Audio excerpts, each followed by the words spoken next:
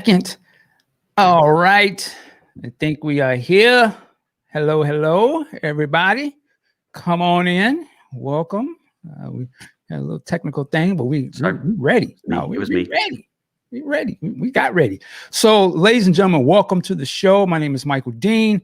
You see Duane here. But before we get started, we're going to act like this is the podcast today. And we got a little theme music. You might have heard about it before. So hold on one second. Yeah.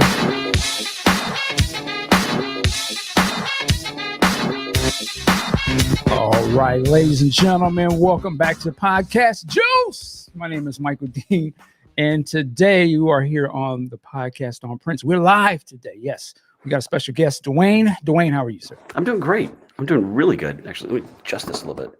There, better. Right. Doing great. All right. Yes. And how's everybody out there? I think we are going live on YouTube and Facebook at the moment. So if you are doing okay out here, why don't you hit the one key?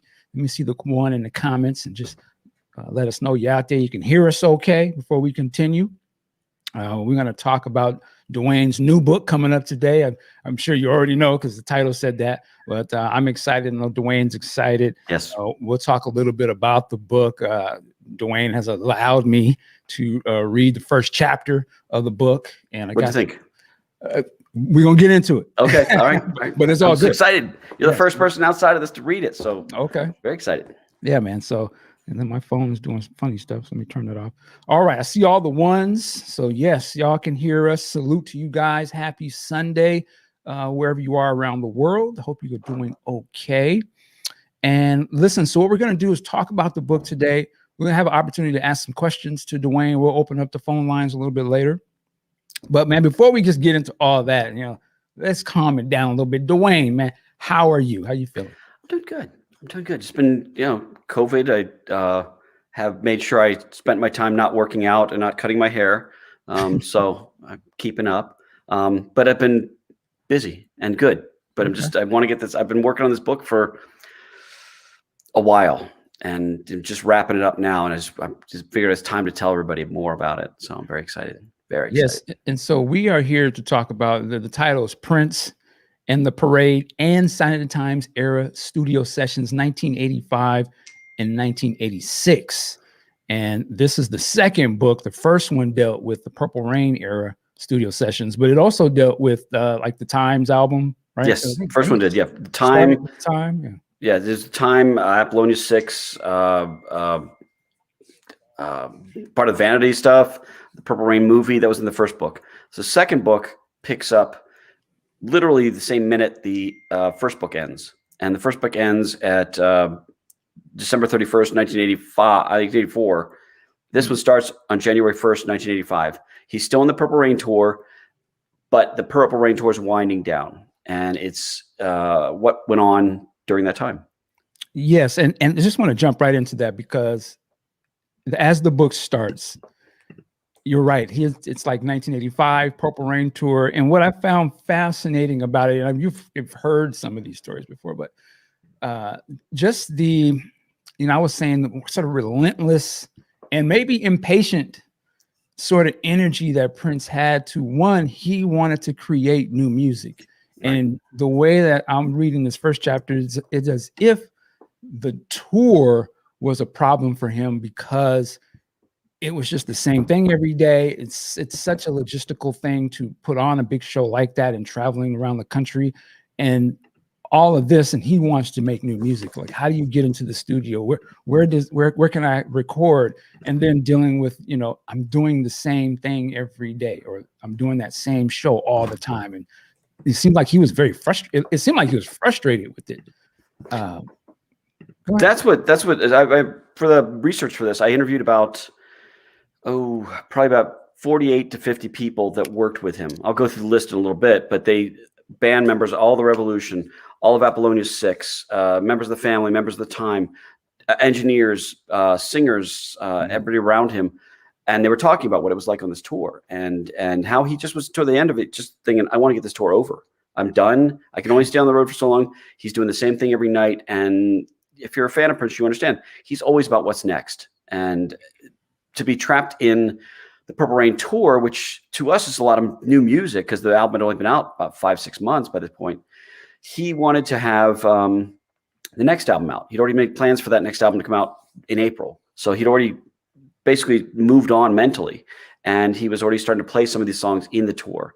But he was really kind of bored. And the Purple Rain tour was really a regimented tour where he had to do certain things to hit certain things. There's only 2 or 3 spots in it. There were more accordion spots where he could go off, at the end, the encores and things like that, or his piano things. He could do his own thing, but everything else had lighting cues and dancing cues and everything like that. And it wasn't as easy as he wanted it to be. And he really just wanted to go and do the next thing. I think he's just restless. Yeah. And, it's interesting to read because you interview a number of people in here. Of course, Susan Rogers, you mentioned Sheila E. is in this. I mean, just everyone during that period, right? Of course, the revolution. And I found it fascinating that because to me, the Purple Rain tour, I would just imagine that is such a humongous undertaking. That was his biggest tour ever at that point, right? He was like such a level. And he would seem to be so and as focused as you see him doing these shows and he's killing it, but he's just almost as more focused to like, I got to get this new music going. And he starts a whole new project, the Sheila E. Romance 1600 album at this point. Right. The cool thing is I didn't interview Sheila for this, but Sheila said a lot of things publicly, so I was able to find her quotes. When I couldn't interview the people or wasn't able to get to the people, I used public quotes. But I always make sure I cite them because I always want to make sure if somebody did the interview that they get the props for it. But Sheila talks about what it was like to record this Romance 1600 album, which, there's a lot of great music on that. He was doing that. He was doing writing new stuff just for anything. For the family, he was doing stuff. He was recording stuff during the spring. Just wanted to get off the road. And the funny thing is, you'll see in the second month, he has a week off and he goes right to Los Angeles and just spends the entire week recording. I mean, the guy just was nonstop, and everybody around him had to keep up, and that was it. If you could keep up, he would keep you in the circle. If you couldn't keep up, you kind of went off to the side. That's the way it was. And everybody I know that worked with him on any capacity will say that this guy was so hardworking. I mean, James Brown is the hardest working man in showbiz. I think Alan Leeds said something like he makes James Brown look like he's, slacking a little bit. So that's how hard he worked. So it's pretty impressive. Yeah, when you start seeing how many days he did, I mean, even you saw the first chapter, every day he's doing something. And I like how you continue what you did in the first book. You put the dates on there. This is the song that was worked on at this point, where it was, and then you sort of go into some anecdotal information of kind of what was going on during that session, who was there.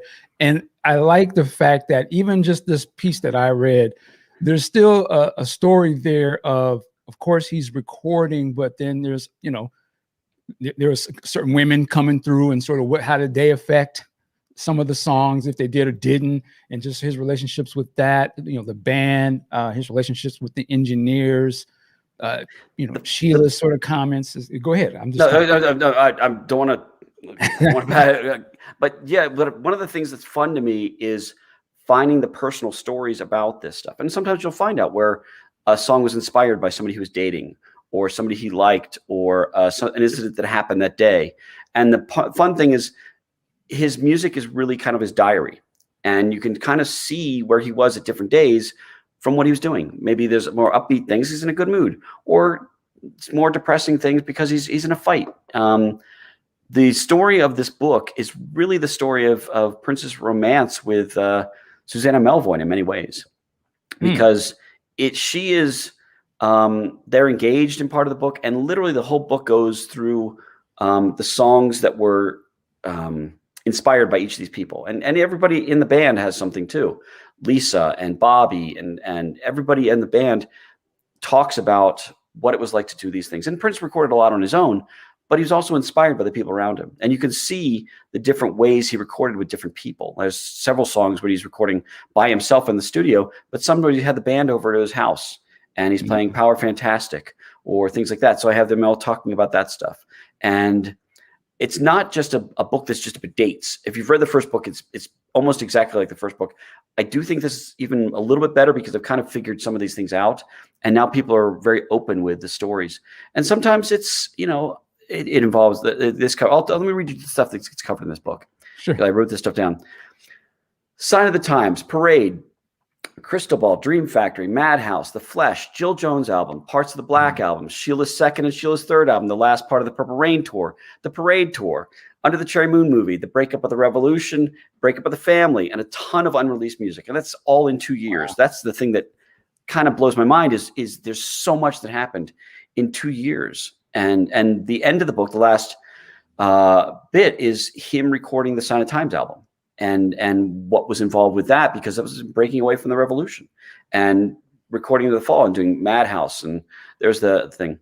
Well, if you're going to show that, we got people were asking earlier who wrote the foreword. Oh, okay. So, wait. So you already got that on. So I'm like, oh. It doesn't say that on the cover, did it? It does. But it's okay. Oh, I didn't even notice that. It's okay. Well, I'll tell you what. Let me tell you right now. My bad. I didn't even notice that. But that's okay. I'll talk about that right now. Let me talk about that. Go ahead. And let me say, salute to you for that. Okay.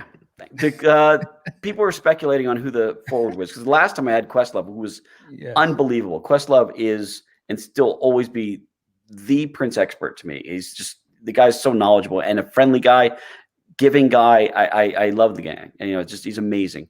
For this one, I was. How do I even start to explain this? Everybody's speculating because they saw a little clip I put that had an S at the front. They weren't sure who it was. They were saying, is it Susanna? Is it Susan Rogers? Is it Sheena Easton? This is live, so I just do it. So it's okay. So it's totally fine. Michael Dean doesn't care about authors exclusives. That's okay. It's okay. I was going to talk about this anyway. It doesn't matter. We're winging it. This isn't going out live, is it? Oops. Go ahead. But the foreword is written by Sir Elton John, which is something I'll give you a little background about that. I was watching a TV show with my wife when Elton John did Sir Elton John did the fundraiser for WHO at the beginning of the pandemic back in March, I think it was. And I said to my wife, "Boy, wouldn't it be great if he wrote the foreword?" And we laughed about that because it's such a high bar. The next day, a friend of mine, Matthew Bitone, who's also I've known him for 30 years. We were Prince collectors back in the 90s. And he called me and said, "How would you feel about Elton John writing your foreword?" And I was like, I was like, right. And we've been working on that for the past 10 months or so and trying to get that. And he finally said yes. And was very gracious about everything and wrote a 800-word little essay. Let me see if I can find that real quick, because I want to read. I'll read the first line of it. Wow. It's to me. How did you feel when you got it though? Like, I have not stopped smiling yet. I mean, it's unbelievable. I had tears in my eyes when I got. I don't mind saying that because it really was. I'm just some goofy Prince fan who found a couple cool things to say and talk about and find a way to give a story. He read the book. Actually, he wanted to read the book before he wrote it, and he liked the book and said, "I wrote the forward." I'll read you the first couple lines. I'll just stop at one point, but this is Sir Elton's forward. The first time I met Prince was at a party at after the Grammys in a restaurant in Los Angeles. He was standing alone by a wall, so I went up and introduced myself to him. "Hi, my name's Elton, and I'm a huge fan of yours, and I just wanted to say," and that's as far as it got, because Prince walked away without a word. That's how it starts. And it's his story. And it's one of these stories that can only be told by somebody who's a peer to Prince. I mean, literally, Elton John's about as big as you get. And he's sold, 300 million albums. And he's just, the guy is royalty. Yeah, Sir Elton John is. And just going, the guy's just royalty. And so the fact that Prince would just kind of walk away from him, you think, oh my God, what's going on? And it talks about how they were connecting and finally performing together. But it's a neat little story, and I never would have expected it. I'm grateful to Matthew for doing this, for the people that work for Sir Elton John, and for Sir Elton John himself and his husband David. I'm in awe, and I'm not worthy. I'm not worthy type thing. We were talking before this, and you were like, "Yeah, I got to tell you who wrote the foreword." And I was thinking, I was like, I think I said, who would be a headbuster, man? And I'm thinking, because you had Quest, I was like, what if you had D'Angelo? And then you were like, yeah. It's like, no, that'd be great. That would be John. I was like, oh, okay. I was like, well, Let me say. Anyway, but that's who wrote the foreword, and it's now on the cover, and that's when I was saying the cover's going to change slightly. I kind of want to hold back on that today. No, this is the big reveal for that, so I'm good. It doesn't matter when. Well, let me slap it back up again. How about that? There it is. There you go. There's a stack of them. Oh, it does say that. See at the very bottom. Yeah, very bottom. Yeah. But thank you. It says there too. But I'm excited. Thank you. All right. And as we're talking about this book, I know that it's already up on Amazon and different things of that nature, but I believe it is on your website as well. Yeah, my website is we just put it live like minutes ago. Duane Tudahl, DuaneTudahl and .com, and you can do a pre-order there. The book will be coming out on June 7th, Prince's birthday. And so it's coming out June 7th, but you can do pre-orders now. People, so I make sure, as I did with the first book, for the first week until March 1st, if you order a book now through the website, I will get your name in the back of the book. I'm going to, as a special thanks for the people that pre-order it. That's it. But the website should be updated. I guess it's not updated there. That's still what's up there, but right.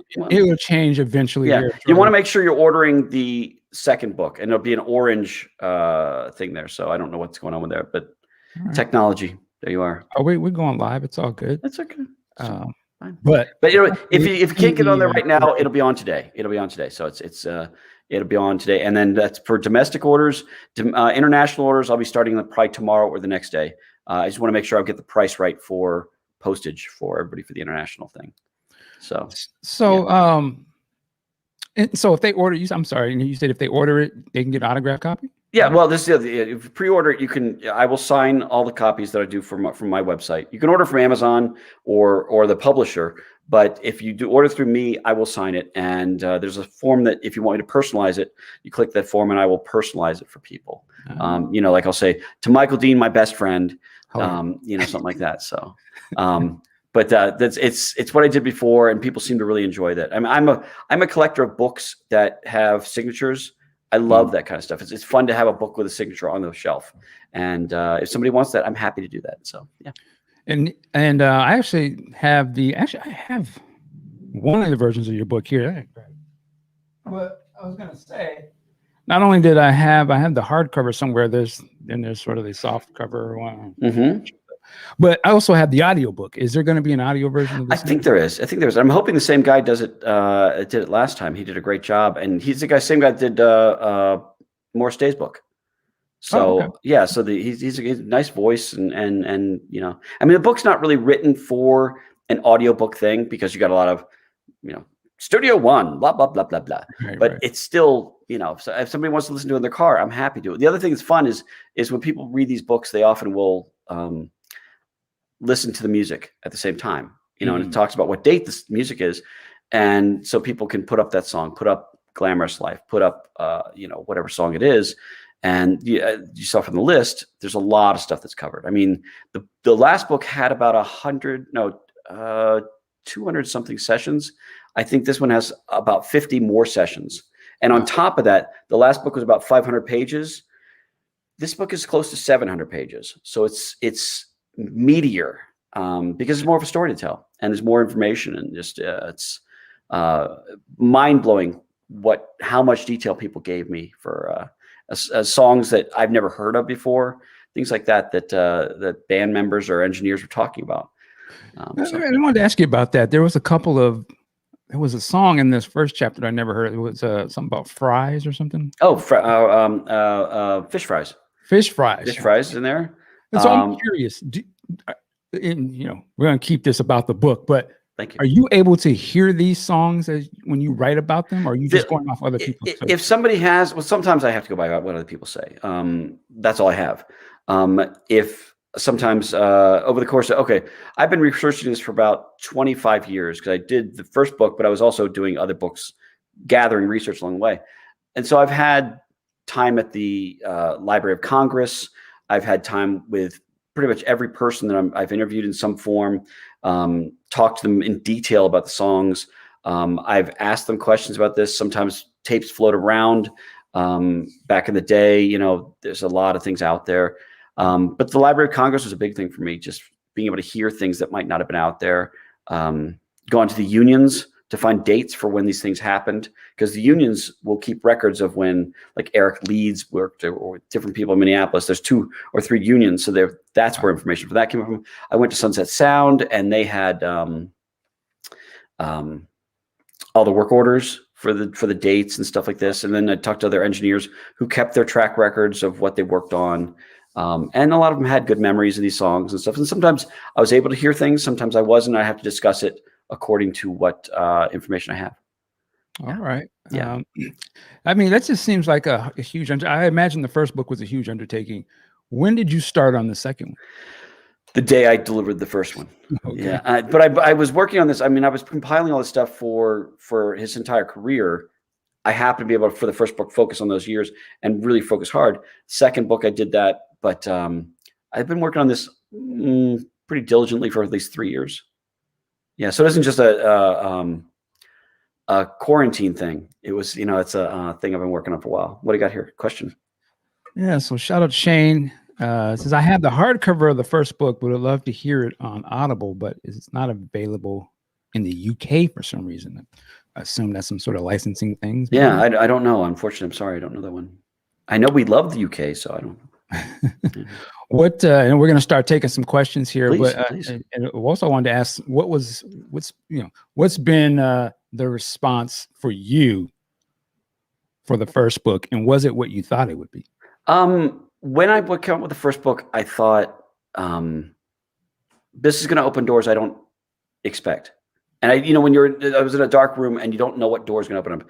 The thing that I've found the most appealing to me is the friends I've made through all this. You and I are friends, and because we did that event, because but people I meet and the people on my Facebook, they're like family to me now. And people will talk to me, but they'll also say, this is what's going on in my life.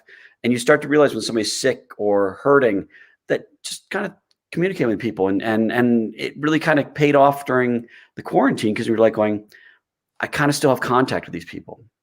And I think when Prince passed away, a lot of us didn't understand how important he was to the world, and then he died, and you see lights on, all these purple monuments throughout the world. And I think that a lot of us are territorial about our fandom, and we didn't realize that, this is universal. People love him and his music, and it changed lives. And I think being able to meet the people whose lives got changed and talk to them is something. Knowing that I can talk to Wendy or Lisa or Susanna, and things like that, or any of the band members or people like that. There's so many people. I'll go over the list of the people that are in this book, but these are people I looked up to and still do. But the fact that they even know my name is kind of makes me, fanboy out a little bit, So, but the big thing is all the people and the fans and the people that we all like Prince, and we all are now carrying the things that we have to help him with, because he can't be here to carry his legacy like he would be. Are you surprised by any of the responses from the book? Was there something that surprised you about the book, or things? You mean the second book or the first book? The first book. Yeah. When I came out with the first book, nobody knew who I was. And I wrote the first book, and I was like going, this could be, I thought maybe there'd be 15 people that want to read what I write. And then to find out so many people did. And then after the first book came out, there were people I couldn't interview that did not want to sit down and interview with me. Bobby Z had no idea who I was. And he's like, I don't want to talk to you. And I understand that. Why would he talk to me? But after the first book came out, I asked him again. He's like, I see what you're doing now. I get it. And I like what you did. So he talked to me, and a lot of different people. I think that once people saw what they had, the doors opened up, and like in this book, let me go through some of the people that are in this book, because this is kind of, again, something I really like. I'll just read you the list here. Brown Mark, Lisa Coleman, Dr. Fink, Wendy Melvoin, Bobby Z, Brenda Bennett, Apollonia, Susan Moonsey. That was a great one. She's a real sweet, that's a sweetheart. And Apollonia introduced me to her. So I'm in Apollonia's debt for that one. She's first off, Apollonia is adorable. I absolutely love her. And let's see who else I got here. Jelly Bean Johnson. We need you to throw some juice to bring her over here to the podcast. I will go ahead. Do my magic. Let's see who else do I have. Jelly Bean Johnson, Eric Leeds, Susanna Melvine, who is one of the sweetest people I've ever known. Paul Peterson, Mary Lou Badu, Roy Bennett, Atlanta Bliss, Paul Camerato, who runs Sunset Sound, Bob Cavallo, Tony Christian from Maserati, Cubby Colby, Andre Simone, who was a great guy, David Coleman, who passed away several years ago, but he's Lisa's brother, Devin DeVasquez, who dated Prince, Alexa Fioroni, who was a inspiration for the song Alexa de Paris, Brent Fisher, Claire Fisher, Arnie Frager, Kat Glover, who, as you know, is fantastic, Todd Herman, who programmed the Fairlights, Craig Hubler, who was the guy that runs Sunset Sound. He passed away last year. Coke Johnson, Jill Jones, Mike Kloster, Alan Leeds, Paul Levy. These are people that work. Paul Levy works for Sunset Sound. Eddie M., Albert Magnoli, Brad Marsh, who was the drum tech, Peggy McCreary. As you know, Peggy's fantastic. Gary Platt, who was an engineer during the first for some of the Sheila stuff. David Z., Vicky Rivkin, Bobby's wife, is so wonderful. She was very helpful. Susan Rogers, Michael Rosen, who was an engineer, Rebecca Ross, who was the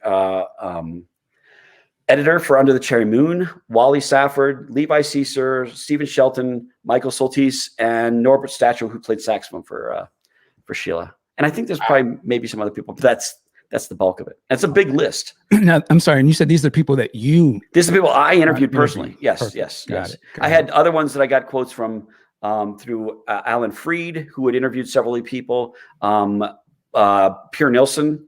I used to work for Uptown Magazine, and these guys had tapes of the things they've done, and I got permission to use those. Had to get the permission from the people to use the quotes, but yes, everybody I used the quotes from that were from those things I talked to, and they know about the book, and they're going to get a book from me, and I'm in debt to them so much. Cool. Let's jump in some of these questions. Yeah, please. Oh, we got one sitting here. It says, are the books designed to follow the estate releases? Here we go. So if Diamonds and Pearls comes next as a release, do you have the research for a 1990-91 era book? And if Musicology was a release, do you have the research for that? Okay. It's a tricky question. My books and my work with the estate are two separate things. We don't coordinate them at all. I really like to separate what I do in my day job and what I do for my books. I try not to cross. And let me just say one thing as you're saying that, because I know it's going to go a different direction. So, and we are grown here. So when that man just said, this is my job over here is where I make my living, feed my family. And then I'm doing this project over here. We respect the bags here. So we're not going to have I'm not going to be asking about estate stuff. Trust me. Y'all know I would be like, but we're not. So let me explain this just slightly, just so I understand. Is I do work with the estate as a researcher. Part of the reason why I do is because of my first book, they saw it and they thought, okay, he does seem to know his stuff on this, and that was helpful. But I really do make it a point to not to. If I'm doing stuff for the estate, I do stuff for the estate. If I'm doing my book, I do stuff for my book. I don't like to cross things, and I think it's best to keep it that way. I don't want there to be any sort of conflict of interest in there. These books I've been working on for years. The other one is my day job, and so I will be working on whatever projects they have me working on, as long as they'll have me working with them. And I think they're amazing people, and the things they do. The things they discover are mind blowing, and as I would trade it all if Prince was here. I'd trade it all in a heartbeat. But it's a fun little thing. So all right, so we got another one. There is no way Prince kept accurate studio logs from Paisley like he did at Sunset. Have you seen any logs from Paisley? Over the years, we had logs from Paisley when we were doing Uptown years ago. A lot of the engineers had kept their daily work orders because you do that for tax reasons. You make a copy of it and then you have this in your files. They would have that for tax reasons. So they would say, "Oh, I worked on this song in this date," and things like that. And that stuff's kind of fun because, for example, Eric Leeds kept track of every session he did because he had to bill for it. So he has a notebook. As you know, you've interviewed him, and he can whip these dates out. And so he and I spent a lot of time together, and throwing it back and forth, saying, well, wait, did you do this? And he'd think, yeah, you know what, I did. And Susan Rogers has dates, and all these people, a lot of them have calendars of things they work because they had to, invoice for their job. And that was the thing that helped. Also, union notes for if somebody played and they're in a union and they performed with him, that they had to be paid. So we have dates of in the union, so we can say who the extra musicians were, what the hours were, and things like that. So it's kind of nice. If by the way, I want to make sure when we're talking about my link earlier, if you want to read the first chapter, like Michael did, you can go to my site, DuaneTudahl.com, and you should be able to download the first chapter. So you can read the first chapter. If it's updated here, it looks like if it is. Let's see. I don't know. You gotta crack the whip, man. You gotta get on your prints. I've been told it is. That's what somebody told me it is. Let me. I don't want to hear no excuses. Get it done. That's you kind of nailed the way I am. So. I'm cool. So that's it live right now. Let's see. Is it live? I'm typing in right now. Get on. So we got another super. We got a super chat here. So I do want to acknowledge that. Thank you, Evan. Yes. Are there any songs included or excluded? Was it included or excluded in the Sign of Time Super Deluxe set that surprised you? I know it's kind of getting in a different area. Well, here's the thing with the Sign. I'll talk a little bit about the Sign of Times, and I've said this before. Is when you're doing a box set or something like this, there's always going to be things that don't make a thing like this. You can't have a 50 CD box set. And Prince recorded, 2 or 3 songs a day.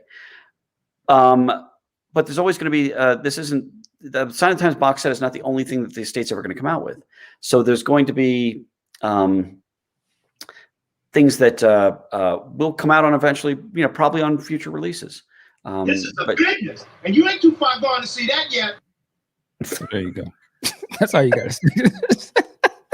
Nice. Little Billy Sparks. That's nice. I like that. Yeah, it's a bit. Yes. So that anyway, that's the thing is, there's always going to be things. I think even if you're doing, a complete thing, there's always going to be things you find later. I'm a big fan of several bands and the Beatles, and they're still coming out with things from the Beatles, and they've been broken up, 50 years ago. So they did a Robert Johnson box a few years ago, and then after the box came out, that was everything. They found out another 2 or 3 songs after that. And they're like, oh, this is how it's going to be. And when you're Prince, the guy just recorded all the time. And the other thing you got to remember when he was recording these things is we hear some of these mixes, fans. That doesn't mean that's the final mix. He would noodle a mix for 8 or 9 times just to kind of get you to add things and erase things and bring their vocals in and record something else. And you're just going, the guy just didn't stop. So there's always going to be it's like an endless well of stuff for Prince. So sorry, what's this? Another question here from Fish.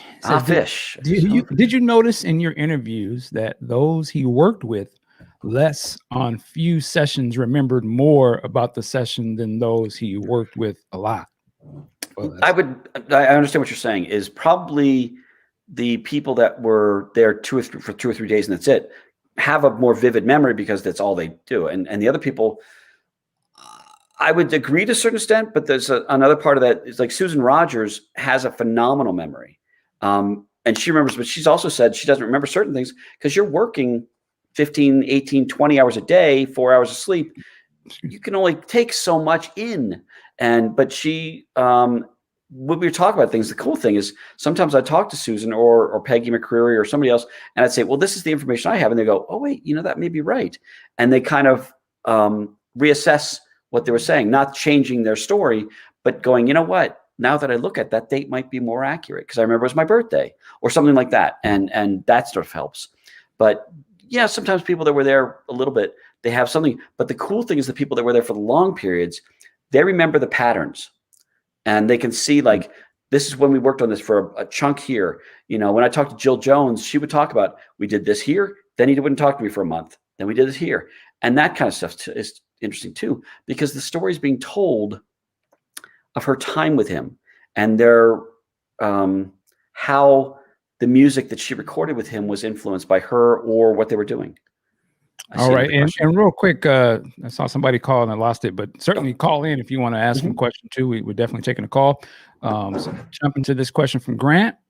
Does Duane have documentation in a similar way for 1977 through 2016? That's a long time. Yeah. I have Or some. are there gaps? Yeah, there's of course there's gaps. He would do different. One of the cool things in this is finding out the different studios he did in Atlanta or on the tour. He would just kind of say, "I want to record it here," and they record for 2 nights there, and then shift to another place right down the street. The guy was recording all the time. And also there's sound checks, and sound checks were really for Prince a chance to experiment and to kind of either teach the band something or kind of jam until they found something. And there's a lot of songs that came from that. So there's always going to be gaps, and probably even in the stuff that I do. It's a 700-page book, about 2 years. That's almost a page a day. There's still places that I'm missing them, I'm sure. And, but I try to make it as complete as possible. And just to go back to what you were talking about, the Atlanta thing, I believe when you get to the point where you're talking about a Love Bazaar, I just thought that was really cool. Was it was a studio where Ohio Players had played? And that was Cincinnati, the fifth floor. Yeah, they Fazo and a bunch of bands recorded there. So it's kind of it had a history. It was kind of fun to see and the Prince, I think, might have been influenced by that and said, I want to record there. And they did some stuff there. Yeah, it's fun seeing how much he would record on the tour, and then, like I said, go directly into the studio that night and play until the morning, and then jump on a plane and take off. And there's the fun stuff like that, but there's also talking about Alan Leeds talked about a show where the curtain wouldn't come down and Prince got raised up and bonked his head, and and also for half the song is just this melon over the thing, he can't get up. And so that's kind of fun. And at the end of the show, Alan was being torn a new one. But there was a snowstorm coming in. And if they didn't make it out of the snowstorm, they're stuck. And Alan's like sitting there going, okay, how do you hurry Prince? You can't. And so it's that stuff like that. That's the personal side when you get to hear what's kind of hidden. And that's pretty fun. Yeah. And another thing I thought was really cool in that first part, you really got a sense of just how long things were taking and like how less sleep. Oh, yeah. I don't actually, as you hear this all the time, he doesn't sleep, but reading it like this, I was like, maybe because I'm older, I was like, I don't know how you would do it. Like, exactly. It's like he literally was just going from one thing to the next. And he's doing a big show, and then he's sound check, and then into the studio, and then jump on the bus or the plane, and then go right to I was like, It's crazy when you look at somebody who has a schedule like that. It's mind blowing. And when you look at this, you'll appreciate how hard he worked. And that's something to me. Let's see what this next question is from Vince is. Yeah. Is there anything particular in the new book you struggled with because the period was poorly documented or somewhat obscured by clouds to get straight? The first part during the tour, a little bit. I even have a quote from Susan Rogers says, if I'd known that this was going to be documented like this, I would have been, more prone to say what was happening. But I think for the most part, because I called some of these studios, I looked back up at what Cheshire Studios, and I would reach out to the owners and see what they had. And that's why I found Gary Platt, who was one of the engineers at one of these things or things like that. And the nice thing is I would talk to, let's say, Susan Rogers or a band member, and they would tell me their story. Then I'd go to somebody who was there and they'd tell me their story, and I'd come back to them and they'd say, oh yeah, now I remember this part. And so that's the thing. And the nice thing is during this, I was able to reach out to, Wendy or Susanna or Lisa or Peggy or Susan Rogers or a lot of these band members and just say, I have a follow-up question. And I would ask tons of follow-up questions. There was a question somebody had that I was looking through this in the song Kiss. Now, we all know that he had a cassette that he gave to Maserati and said, here's the thing. But that cassette only had the first verse on it. And I was like, what happened? So I reached out to David Z and I said, where did the second verse come from? He said, oh yeah, we just asked him for a second verse. He sat down and within 3 minutes came up with the second verse. And that kind of stuff is what is fascinating to me, is finding out how hard he was working in sometimes 2 different studios at the same time. And that is mind blowing, so. Okay, actually, let me just change over. I saw we do. Oh, there you are. There you are. There we go. There it is. So yeah, definitely go and jump on the website there, and you can download that first chapter and read it for yourself. Yes. Right, man. Very exciting. There you go. And tell me what you think about the first chapter. I'm really curious. I'm very curious when people read it and they get an idea. And the nice thing about this is it does talk about the music and all the inspirations for the music, but it also talks about the things that were going on in his life that inspired the music. It's the, songs, why they came about, what, different lyrics. Once you understand where he was, you see where the different lyrics came from. And it's kind of eye-opening to me to see that he was telling a story kind of hidden, and his love story with Susanna or his affairs with other women or things like that. And it's you see what he cared for Sheila with these songs, or he cared for Devin DeVasquez with this song or two. You could see where he was personally. And I think that makes the songs more intimate to me. I can go back and listen to it and think, oh, that's where he was. That's what he means by this. At least that's what they think he meant. Who knows? Okay. Yeah. Let's jump in this question by Todd. How difficult was it for you to start on these projects, for you to sort of turn off your phone? I'm tripping. Turn off your fanboy so you could focus and approach the research and interviews as professional as you are. I never completely turn off the fanboy. I'll tell you that. It's true that you always have this little bit because you grew up with this. I had history. I mean, you're probably the same way. When you interview some of these people you're interviewing, you still have that little bit of fanboy, don't you? I get it out of the way before we actually record. You have to, really, but no, I don't sit there going. I don't sit going, hot diggity. Tell me this, But at the same time, I'm sitting there going, oh my God, I'm in a situation where I get to do this. Yeah, I think I'm fairly professional about it, but I may be singing to myself on the way home, from the interview.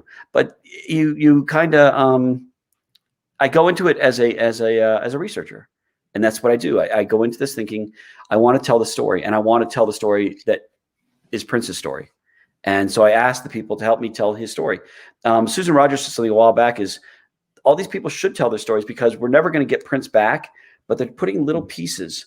And they're kind of getting a figure of what he was. We'll never get that, but we'll get pieces and understand a little bit. So that's helpful. All right. I just want to acknowledge some of the super chats. Thank you, Tom. Oh, nice. That's not in American dollars, but we appreciate it. Well, don't let me find out that means like $1. But anyway. Exactly. It's 50 cents. We appreciate it all the way. Also, we want to jump into another one here. Bear with me, ladies and gentlemen.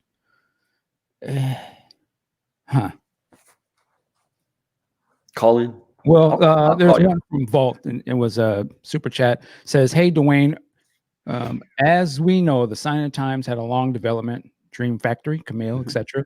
Will the book reveal any new info on test sequences, early masters that we don't know about yet? Any surprises? Best wishes." Yes, to a certain extent. There's always going to be things you can't that were shocking to me. I found out that Moonbeam Levels was on one of the configurations of Crystal Ball. That was fascinating to me to find that out because Moonbeam Levels is one of those songs that's been on. They tried on 1999, Purple Rain, every album up and to that point. And Susan Rogers kept trying to get this on there, and she loved the song, and Prince loved the song too, but it just didn't fit the narrative of anything. So there was a track compilation of what was that. Some stuff for Jill Jones' album, which is really fun to find out the things that were supposed to be on that. Parade had a number of songs on there that weren't out there. And the fact that he recorded basically most of the Parade, bulk of it within a week. It's mind blowing about that. So there's a lot of things I didn't know. I mean, I wrote some of this. I wrote the liner notes for the Sign of the Times box set, and I included a lot of the stuff that I could. But even then, you only have a certain amount of words you can do. You can't do a 700-page book to go with the album, although might be cool. Let's bring in some of the callers here. Please. Somebody. So, caller, can you hear me? I can hear you. So what's your name? Where are you calling from? My name is Thomas, and I am calling from New York City. Hey, Thomas from New York City. All right, Thomas. Well, you got a question for Duane? I do, actually. Not to jump the gun here, but by the way, Duane, loved the first book. Just want to get it out of the way and say that. Thank you. But as far as your next piece of work, where would you like to go with that, or have you already thought about what the third book will be? Because I heard you already say you at the release date of last time you already were onto this one. So what will the next one be? And real quick before you answer it, thank you for the call. Caller, I'm gonna let you go, but he's gonna answer this, and you can hear it on the show. Thank you. The next book is probably going to be 87, 88, which would be Black Album and Love Sexy, Wow. which is a great period. The funny thing, though, is because of that, all the stuff I've done for the first 2 books are a certain group of people that I've, the revolution and people around that. He's changed everything pretty much. And so there's, it's going to be establishing new context and stuff like that for the next books. I know some of these people, but I will be hopefully talking to more of them. But that one, or possibly going back and doing 1980 to 82. So it'll be 80, 81, 82, which would also be a great book, So All right. I kind of want to cover all the 80s. Hello. Hello, caller. What's your name and where are you calling from? Yes, hi. My name's Tim Sawyer. I'm calling from Manchester, England. Hi, Tim. Go ahead, Tim. You have a question for Duane? Yes, the question was about the guitar on the front of the Prince cover, the new book, the purple Telecaster that he's playing. Yes. I was just wondering if that was actually one that Prince used on the parade tour, just switching from the picture on the front. I've not actually seen that guitar before. So that is from the parade tour. Is this from an actual picture that Prince played that guitar, or is it more of an artist impression kind of? No, that's the actual guitar he played. That's a picture from, I want to say that's Wembley, but I don't know if it's Wembley or not. I have to look back in my notes. But that's a picture that was actually done. And I want to mention one other thing with the artwork. The photo was done by Michael Puntlin, who was a really good photographer from that period. He's passed away, unfortunately, since then. But he did amazing work. Now, the artwork, just so you know, was done by a guy named Rev. Rev is some of you may know who Rev is. He does the artwork for a lot of different things. He did our logo. That's what I thought. And he is, honestly, let me tell you, Rev is one of the most talented artists out there with this kind of stuff, and he's passionate about this stuff. He and I had gone through, and we talked about photos, and we went back and forth bouncing around, and I found this shot, and we talked about how to do it. And it's a black and white shot. He colored it, but he went back to the actual images from that night and got the actual colors for the guitar and for the clothes and everything like that. So that's where that came from. But that is a guitar he played. He played that at one of the shows on the parade tour. Awesome. And the reason why the reason why I have him a picture like that is this book is a little more intimate. And so the first album had him kind of his arms raised like that. This is more of an intimate kind of book because it does talk about how it was going through with the detail of this. So that's why that shot, I think it worked well. Thanks. All right. I think we got another caller on the line. Caller, what's your name? Where are you calling from? And caller, you got to turn your audio down. All right, I think we got another caller on the line. Caller, what's your name? It's like there's a delay on there. Caller, you got to turn the audio down. We'll give you one more chance. We got to turn the audio down. All right, we're gonna keep it moving. Yes. Sorry. Got another caller on the line. Caller, what's your name? Where are you calling from? My name is Lemoyne. I'm calling from Illinois, Aurora, Illinois. Hello. You got a question for Duane? Yes, I do. Go ahead. Okay. Go ahead. Okay. I wanted to know, in this book where you're covering the period between Parade and Sign of the Times, do you cover when he decided to leave the revolution behind and go in a different direction? Yes. That's the whole last part of the book is that. Is it like really in depth, or yes. is I interviewed? I'll tell you. Yeah, it's really going to be detail oriented in the book. I interviewed all the revolution. Real quick, let me say this because there was a confusion. I don't think the callers are going to be able to hear you on their phone when you answer. So callers, I'm going to take your question. We'll hang up and then he'll give you the answer, but you have to go on the show to hear it. All right. So thank you, caller. The answer to that is yes. I interviewed all of the revolution, all the people around him, the other people that were playing with him, and they all told their stories about, the interesting thing, I think, to me as a fan, I always thought the revolution got along great, and then it just broke up. And I kind of found out the pieces that were going, leading to the breakup. And it talked about the final show in Yokohama, talk about what it was like for the few weeks after that. Quote, I spent a lot of time with Wendy and Lisa talking about that details. And and the rest of the band as well. Then they're talking about what was going on and what was like the night it broke up. I talked to Eric Leeds about that, and so there's a lot of detail in it that's never been out there before, and it's kind of eye-opening to me to understand where Prince was and what he was recording right after that, and how it was influenced by his breaking up the band. That stuff too was fascinating to hear where he was going and the songs that were sort of influenced by his breaking up with the band. All right, got another phone call coming in. I'm trying to get him. Oh, I know who this is. Let me see. Mr. Day Dropping, is that you? You got like multiple calls coming on. Sorry. Don't know. I love it. Blowing up the lines, huh? Jesus. Hello, Mr. Day Dropping. Can you hear me?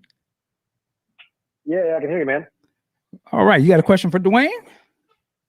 I sure do, man. That first book was just phenomenal. And I know you said that you keep the estate stuff separate from your from the book.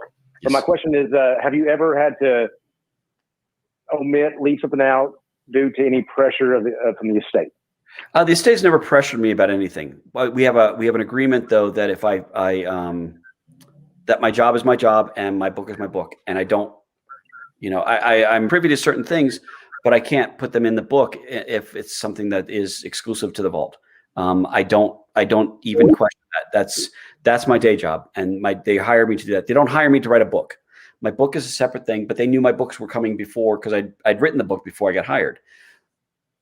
So there's nothing they've said you cannot do this other than the agreement, which is if I find something or I'm working on something in the vault, I can't talk about that unless I have somebody else, unless I have information about it from some other source, which sometimes happens. But they have never said this is a bad sentence. You can't go in this direction. This is the direction. They don't approve the book. I mean, they don't approve. I'm sure they like the book, but they don't sit there and look at it and say, this is what you can do and this is what you can't do. There's a respect for the job, and I make sure that I don't cross-pollinate the two, but that's it. Hey, Michael, this is Ernie. Go ahead, Ernie.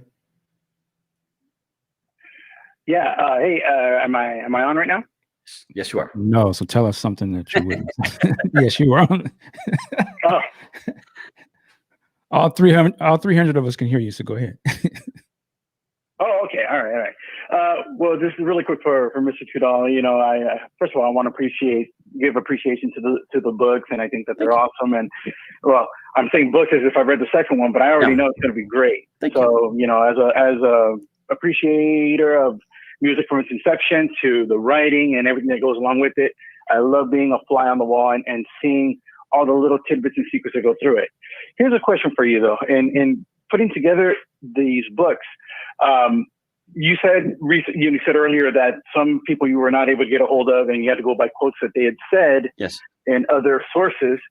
When you get a hold of the people that you do actually speak with, and they have contradictory statements now to what they said before that are just very, very different, which one do you go by? What was said back then versus what's said now? That's a great question, because you're right. Stories do change over time.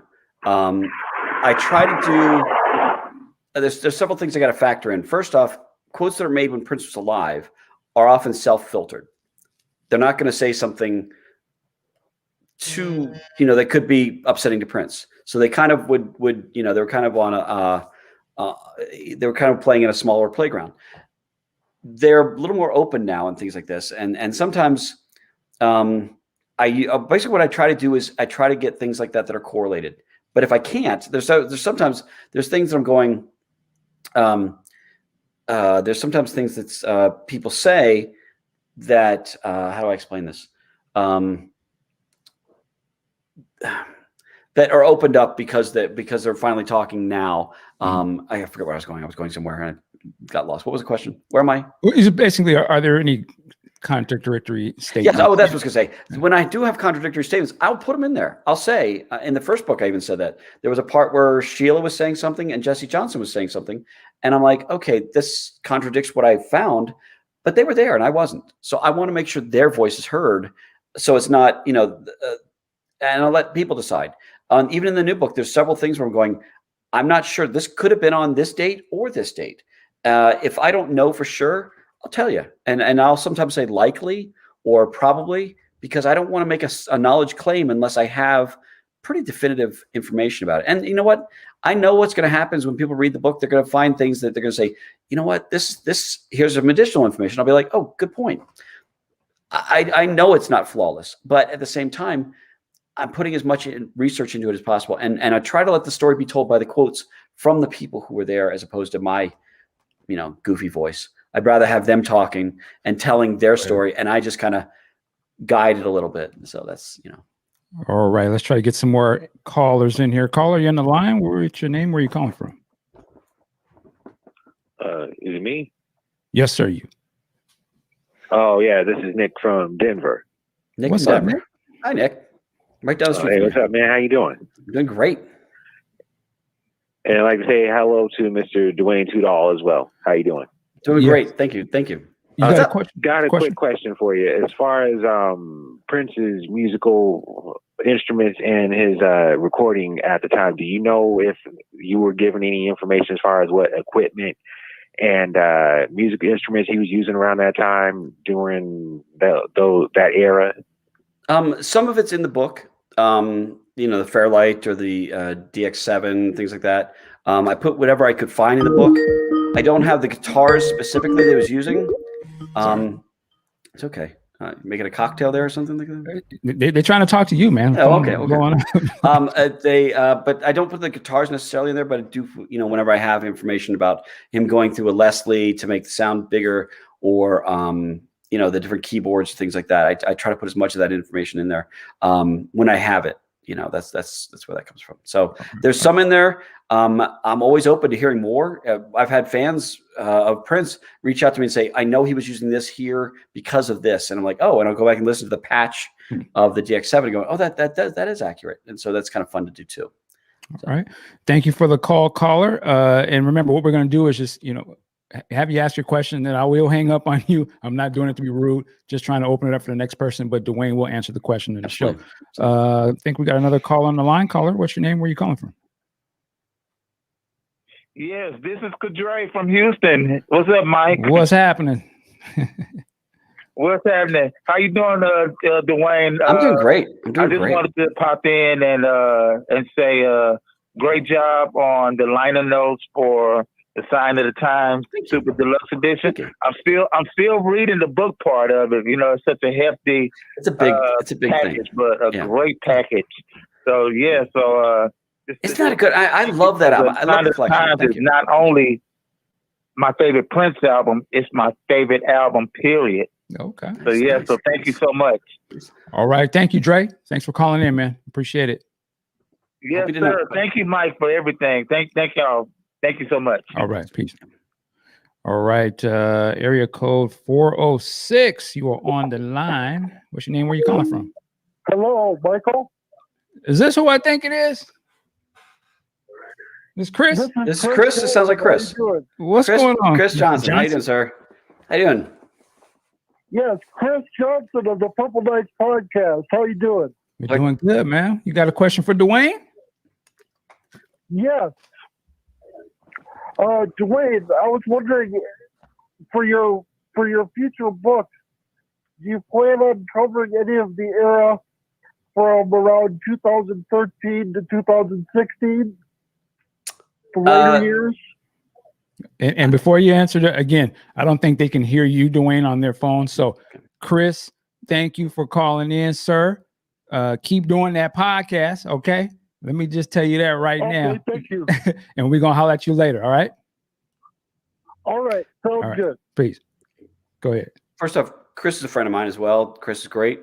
On that podcast, okay. Yeah. So I would say I have no plans right now for that. I'm always open to something, but it's not as documented, that era. His later years are not as, he was doing things more on his own, and often only by him at Paisley Park with one or two engineers, and that would be it. And I'm friends with some of the engineers and I've heard stories, but I haven't drifted to that point yet. But maybe I might. It's a kind of cool era. But I'm right now focusing on the things I have the most documentation for, which is the 80s and probably early 90s. So. All right, just to bring a question off from YouTube here. It's just a statement. Maybe I want to hear some stories when Prince was an asshole. He's still my dude, but I want to hear some unfiltered opinions. Well, this is the thing: is in this book, you're going to have times that Prince does come off, as sometimes slightly bratty as a human being. Yeah, as a person. I mean, there's one story in there where I forget who was telling. It might have been Susan Rogers talking about. They're talking about one of the people who worked with him, saying, "Boy, this guy's kind of it's whatever." And Prince walks in and says, "Who are you talking about?" And he said, "Well, we're talking about, And he said, "Let me get you straight for you. There's only one asshole around here, and that's me." And then he's spun around and took off. So he understood that at times he had to crack the whip and be a little bit of a jerk. I think if you're going to have that kind of talent, you don't always have the people skills sometimes. And I think that a lot of people, Jill Jones talks about that. The Revolution talks about that. Is sometimes you knew there was going to be 2 or 3 different types of personalities you're going to deal with. Sometimes he's really strict. Sometimes he's fun and playful. And so you're going to hear that. The nice thing is kind of hear a balance, because it's obvious that there's such a love. Every one of these people had a feeling of a love for this guy. And there's a story after the Revolution breaks up and Wendy and Lisa talking, that they're talking about how they didn't see him for years. And then during the 31-21 tour, Wendy and Lisa got to hang out with Prince again, and they had dinner and they were talking, and he went into a room with them and they started playing music. And it's touching because Lisa says, that's how we loved each other. That's how we loved on each other. And you get a feeling like, okay, they were communicating again. And it's a nice little coda to their relationship. So. All right. Caller with 313 area code. You're on the line. What's your name? Where are you calling from? Hi, 313 is Detroit. This is Andre. How are you? What's going on, Detroit? Andre, you called in before, didn't you? Yeah. Okay. I'm sorry. I called the wrong number. I called an Idaho number. Like, wait a minute. That's not. Oh, hell yeah. This is the. Okay. Let me stop. Go ahead. So my question, Duane, great first book. I enjoyed the first book. Thank you. I'm not. I guess my question is, or maybe a convincing thing. Like, I think the Revolution, they were contributors to Prince's, time in the '80s, mid '80s. But I think some of their influence gets extremely overstated. Like some of those albums, he kind of like. But you're the researcher. He kind of like did sort of like, on his own, and he brought them in for a few things. My question, because I have the Sign of the Times, the deluxe, and you said in the book, in the deluxe book, that you said, well, Sign of the Times should have been a Prince in the Revolution, like should have been titled A Prince in the Revolution release. And I was just, kind of mystified. It seemed, from what I know, but once again, you're the researcher, it seemed like he did a lot of those tracks, pretty much on his own. Like, and even if like, was your reasoning for saying that because they were in the same, around them at the moment? I just want to know why do you feel that it should have been Sign of the Times should have been a Prince in the Revolution titled album, when what I've known, that they weren't on many tracks. That's my question. Okay, that's a good question. Thank you, Dre. Thank you. Okay, let me address that. I by saying that, I think I said in some ways, and I don't know how the phrase I used it, but I've said this in other shows too. In some ways, Sign of the Times was very much Apollonia just wrote me a text and said I mentioned. She's like, yes, of course, I love Apollonia. So I just want to let that know. I glad to have mentioned her. Yes, and she texted me. This is my heart. This is my heart. Anyway, see, that's me fanboying. I get goofy like that sometimes. I still have that thing. I never let go of that. But with Sign of the Times, the 11 of the 16 songs were recorded during the time of the Revolution. Some of that would be the Revolution might be visiting. Some of it is based on stories that happened with the Revolution or things like this. I'm not saying that Prince. He came. Here's the bottom line. Prince came out with it as a Sign of the Times, as a Prince solo album. It is a Prince solo album, period. Nothing I could say would change that. It's the way he wanted it. Most of the songs came from Dream Factory. Dream Factory was a Purple Rain. Dream Factory was a Prince and the Revolution album, and because of that, it's logical to think that half the songs were influenced by Susanna Melvoin, is his relationship with her. The album is really about his relationship with her. They were together until after the Revolution broke up. So you have that. You have Eric Leeds playing on it, and Eric Leeds was a member of the Revolution. Matt Fink stayed with him. So you have some remnants of the Revolution. It is a Prince album, period. And Prince always decides it. But let's go back to some of the other albums. You got Parade, which was a lot of Prince solo with Wendy and Lisa on it. So that's not really a Revolution album, although it's called a Revolution album.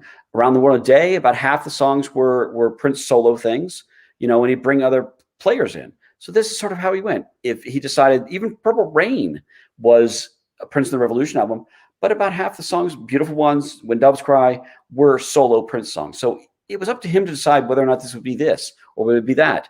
You know, the Family album is a family album, but they don't even play on the album. So it's up to him to decide who gets the credit for the album. And he decided it's going to be a Prince solo album. And you got to respect that. So if that helps. Yeah, I got a question. Well, one, we want to make sure people know what we're talking about here. Somebody says, what's the title? When will the book be available? So the book will be available June 7th. Pre-orders are now being taken. Right there. Right there. Somewhere in there. The pre-orders can be done at my website, DuaneTudahl.com, DuaneTudahl. If you want to get a signed book. If you want to just order on Amazon, you can order on Amazon, and it will be coming out, like I said, around June 7th, right around Prince's birthday. That's the website right there. But you can download the first chapter for free and take a look at it and see what you think. So I'm trying to make sure I get as much of this out there. The other thing fun about this is if you order the book in the next week, I will try to put your name in the back of the book as a thank you. I did this with my first two books, or first the paperback and the hardback. So I try to make sure I thank the people that are passionate about this kind of thing, because you write a book in a vacuum, and you don't know what's going to happen. And you just like a Hail Mary, you throw it and you hope people catch it. And I had no idea that there'd be so many people out there that would want to catch something like this. They'll be interested. I read a book years ago called the Beatles recording sessions, and I loved hearing what was involved with these songs. I'm a big Beatles fan, and so it was fun to hear. And when I did this, I wanted to give it the same thing, but add even more personality. So I have people, Apollonia, Jill Jones, you know, the Revolution, the different people who were there talking about this and why things were influenced. And some more songs were influenced that somebody would be walking across the floor in the studio and their feet would hit the ground, and he would go, "Wait, we're not going to dinner. We're going to play the song. I got a song in my head." And there's other ones that are influenced because somebody told him a joke.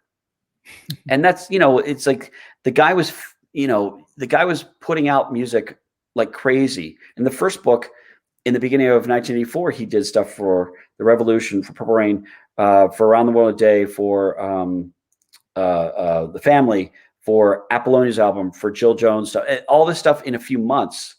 Same thing with this book is he's nonstop in the studio, and there's so much stuff he did. No one, and I'll tell you this, no one did what he did, period. That's just the way it is. And that's, I think, why we're all here, is because we recognize that. And the cool thing about Prince's legacy is there's always going to be something new to find, whether it's a sound check or a live show or a video that he created that he never released. You know, we'll be enjoying Prince, and our kids hopefully will be enjoying Prince for years. I know your daughter enjoys Prince. I've seen her dancing to him. So yeah, it's that kind of stuff. I'm trying to get my daughter loves Manic Monday. She loves Manic Monday. So, you know. Well, once again, this is the URL. Yes. Oh, there. Yes. Right. Wow, how to do it. But that's the URL, so you can pre-order the book from there. Yes. I wanted to ask you a question about the book, because I know it covers music and stuff, but do you also cover any sort of videos or unreleased sort of video things talked about? I talk about how they recorded some of the videos. I go into detail about recording Kiss, Mountains, Raspberry Beret, a couple things like that. So I do go into some of the detail about that. I have dates for when they recorded those shows. America, The live version, I have a lot of information about that. So I try to make sure. Is it the Hardline movies? That was. Oh, that's in the next book. That'll be in the third book if I do the 87. Oh, okay. That was in the beginning of 87. So Okay. that would be Madhouse Music, and that would be sometime in 87, I think it was. I have the date somewhere. I haven't memorized all those books. I have to memorize the first 2 books so far. Wow. So my brain is only so big, so I kind of have to get rid of things. I'm losing friends' names and stuff like that, so I can fit more space in my head.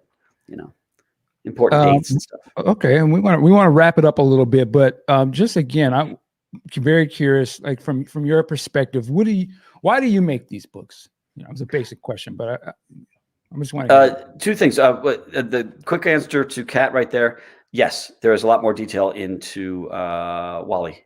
And the nice thing about the Wally thing is I have Susanna Melvoin talking about her story about their breakup. And it's the book ends, with a, it's not Prince on a really at its highest note. He's at the end of the book is the revolution's broken up. He doesn't have a new band yet. He hasn't, he tried submitting, Sign of the Times to his not Sign of the Times, but Crystal Ball to the record label, and they've turned it down. They said, no, we're not going to release a 3 CD set. You just had an album or movie that failed. We're not going to do that. And at the end of the month, he's breaking up with his fiance. So at the very last day of the month, he collects all the people who are going to be in the Sign of the Times band, and that's how it ends.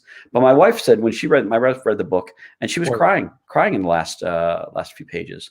Really? Because it's you feel this guy's pain, and we all look at him as an icon and don't understand that he had things that happened that his armor would come down. He was in love and his heart is broken, and it comes out in his music, and you hear it in his diary of what he did. And that to me is the biggest story of him is he wanted us to see a certain part, but he was revealing other parts in his songs that we didn't quite catch before. And I think that's kind of fun. Why your question was, why do I write these things? Yeah. I'm a storyteller. What drives you? Because this got to be quite an undertaking. It is huge. Right? I have not taken a day off since last year, 2019. Was the last time I took a day off, because every day I'm working on this stuff. The reason why I write it is because, first off, I'm a fan of Prince, and he gave me so much as a fan. Mm-hmm. I know it's trite to say the soundtrack to our life, but it really is. Prince had music. If you're sad, got a great song for it. You're happy, you're in love, he's always got a song for that stuff. And the songs that hit us, and I feel like no matter what, I still owe him karmically for what I've gotten from him. And so my thought is I would like to find a way to tell his story for the next generation so he can continue on. I wrote the first book while Prince was alive, and I finished the first book a month before he died. And it was difficult for me because I thought about not coming out with the book, because I thought I don't want to be that guy chasing things. Mm-hmm. And the toughest thing for me was when I had to go through the first book and change everything from Prince is to Prince was. Mm-hmm. And that, even still talking about that, it chokes me up, because most of us are still in a phase of dealing with his passing. There's 5 stages of grief. Most of us are still in denial. I still, there's a part of me that still looks forward to him announcing the next tour, or coming out and saying, I did this because I was doing an experiment. I changed my name and I forgot to tell everybody what the name was, whatever it is. I think a lot of us still feel like there's more, and he's got stopped in mid-sentence, and we're expecting the rest of the sentence. And all of us thought he was going to be an elder statesman, a 70-year-old guy guiding the next generation. And to have him taken way before his time is painful. So part of the reason why I do this is because now it's passionate for me to want to share this with people. I was in a bank a year ago with my daughter, and my daughter said, my dad writes books about Prince. And the guy behind the bank glass said, oh, I know who Prince is. I heard him on the radio about a year ago. And I was like, wanted to choke him, but luckily I had the bulletproof glass there because I couldn't break it. But I was like, no, it's not just a song you heard a year ago. The guy had changed marketing, changed contracts, changed live performance, changed the way you record things, there's country music, there's pop music, there's rock, there's funk, and there's Prince. And Prince does all that. And Prince is his own genre. Should have his own section in a music store, because he does jazz, he does pop, he does rock. but it's always Prince, and you always hear that. You go, whether it's this little scream or the Lindrum or whatever, you know it's him, and you got to respect that. Nobody does that, and so the reason why I spend so much time is because I feel like he spent so much time giving to us, and there's no way I could ever repay that, even if I write 20 books. So that's how I feel. Wow. Yeah. Okay. If that helps. No, I feel you on that. I mean, Yeah. it's sort of the reason why we continue to do what we do over here. Go ahead. I was going to say that's what I was going to say. That's probably why you do the same thing. It's fascinating to hear. It's great to be able to get the information out there. I want to make sure I shine a great light on the people that were there. Whether it's Andre Simone or Jill Jones or Apollonia or Susan Moonsey or whoever it was that was there. You want to make sure you give them the proper light. And so I respect all that. And somebody who talks to me, I'm always trying to be nice to people, because if somebody invites me to their house to talk to them, I don't want to dog them out. I want to give them some love. I was a documentary maker. For years, I made documentaries for TV, a lot of reality TV shows and documentaries. I kind of look at this as sort of documentary. This is the documentary of him. You just don't have video for it, but you have the quotes and the storytelling. And the nice thing is, when you get through this, you'll see that there's a thread that goes all the way through this of his story, and it's told like Citizen Kane is told through all the people around him. And then I use whatever Prince quotes I could, to add to the story. So, yeah. All right. I want to ask you one question that's not necessarily related to the book, but I feel it's an important thing to ask. And I always ask you this a lot. Yes. And what I wanted to say, let me throw this on the screen. We salute our super chat people. Thank you so much. So I think the way you just described the end of the book is perfect setup for the next book. If you hopefully talk about Love Sexy, Deja Green. Salute to you. It does. It does set the next one up. It really does. We'll take it out on this. And once again, we want to make sure everybody goes to the website. You can download the first chapter right now. Mm-hmm. You can get that. And trust me, it's a good read. It's going to whet your appetite. The book comes out. When does the book come out again? The book comes out June 7th, which is Prince's birthday. It comes out beginning of June. The people that are ordering it through the website, will be able to, I'll sign it. And there's a spot that you can check if you want to get me to personalize it to you. And I'll happily do that. I will send those out first come, first serve, obviously, as they are, when I get them, which would be right around the same date as the release. Sending them out in order. I will be numbering these. I'll not only be signing these, but I'll be numbering these for a certain amount of time. And like I said, the first week until March 1st, anybody who buys the book, I will be putting your name in the back of the book as a thank you, because it means a lot to me. So whether you buy it here or Amazon, or even go to your library and read it, it's stories I want to get out there that I think people will enjoy. So, all right. And is there any, and I'm just asking this because it's special edition. Yes. Would you ever consider doing sort of like a special edition version of this book where, you bundle it up with some things or something? I have no plans for anything like that. I mean, really, like when I did the paperback, I kind of I spent close to a year getting that ready, and it put me behind a year. So I'm right now I've got this.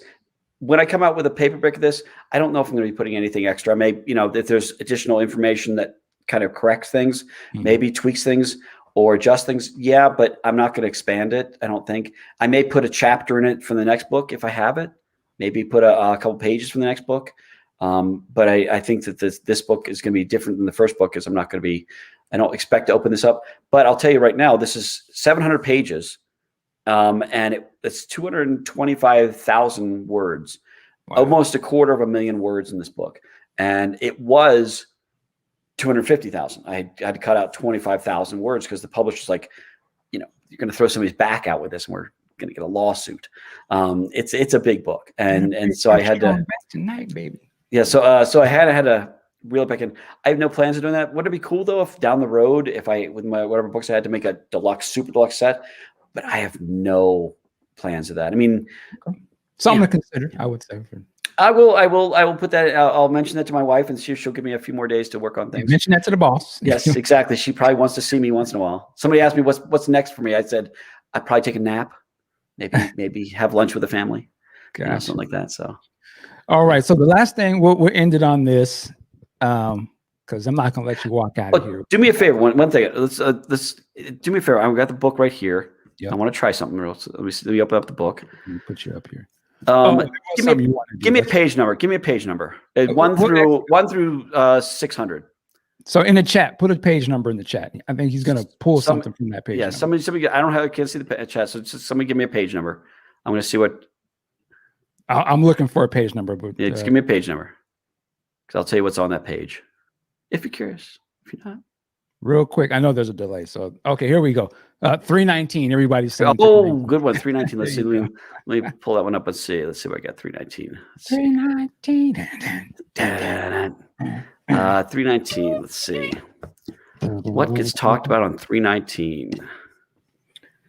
Let's see. 319. Chapter 319. Oh, this is a good one. Who's drunk?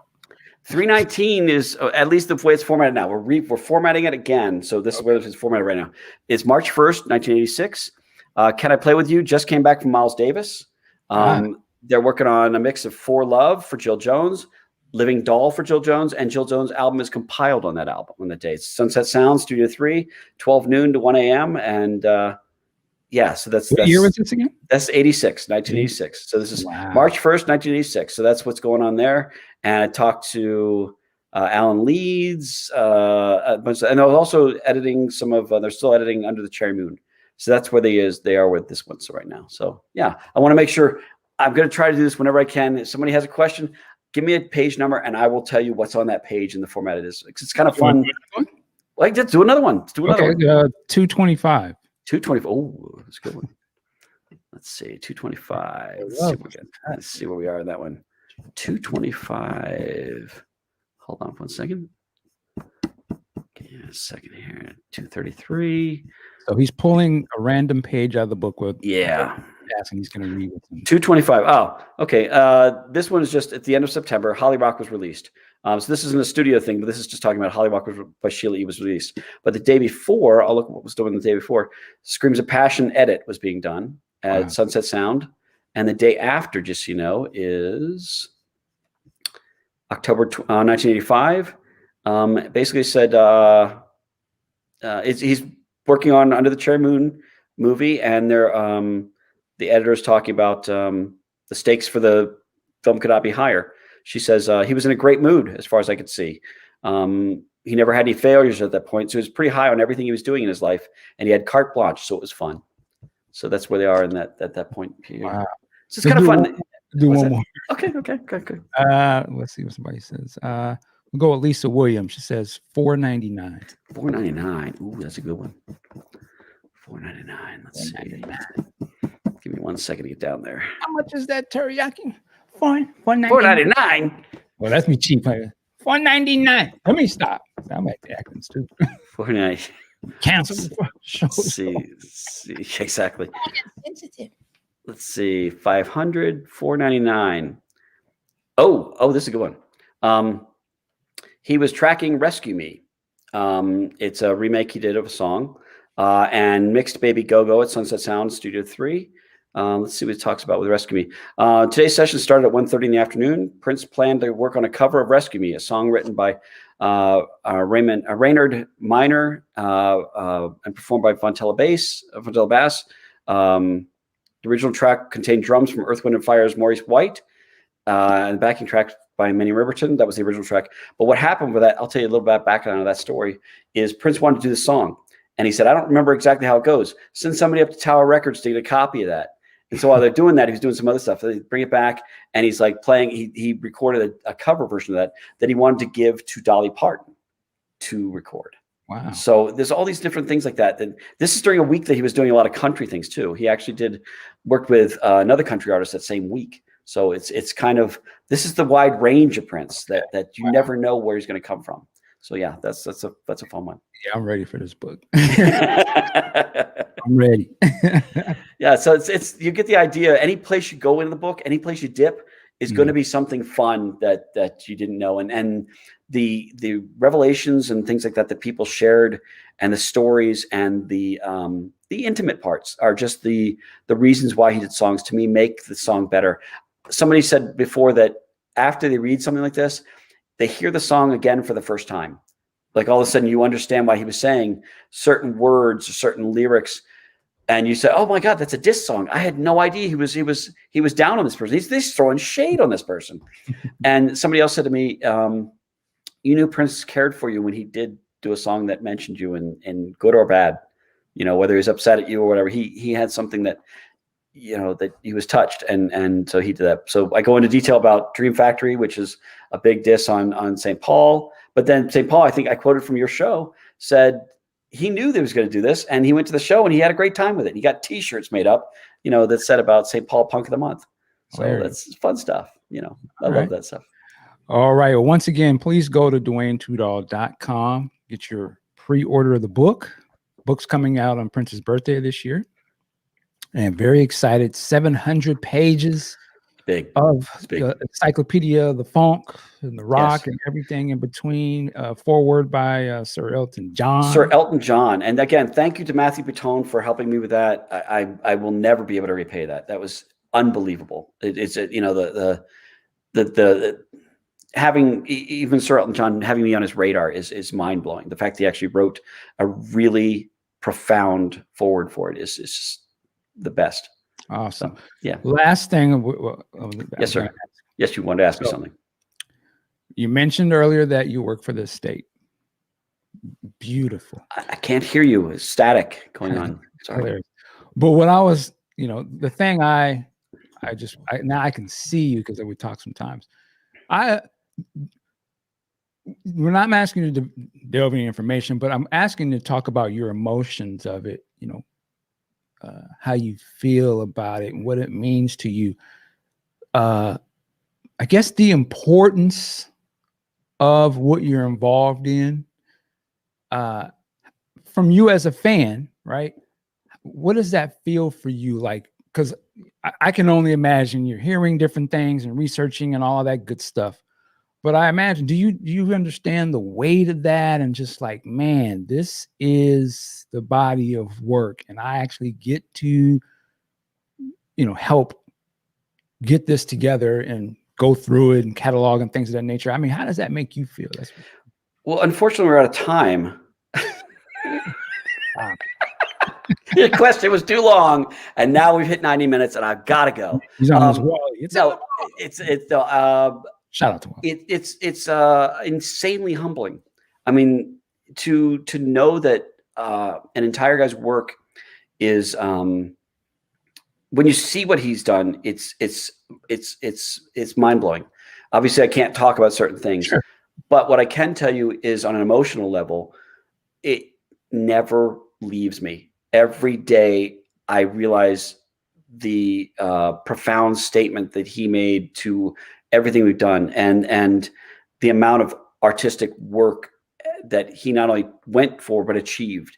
Mm-hmm. And it's as a fan, I can still go to the fanboy stuff, but as an archivist, it's incredible to be a small part of a team that I think is doing work that's very important. I think there's certain things.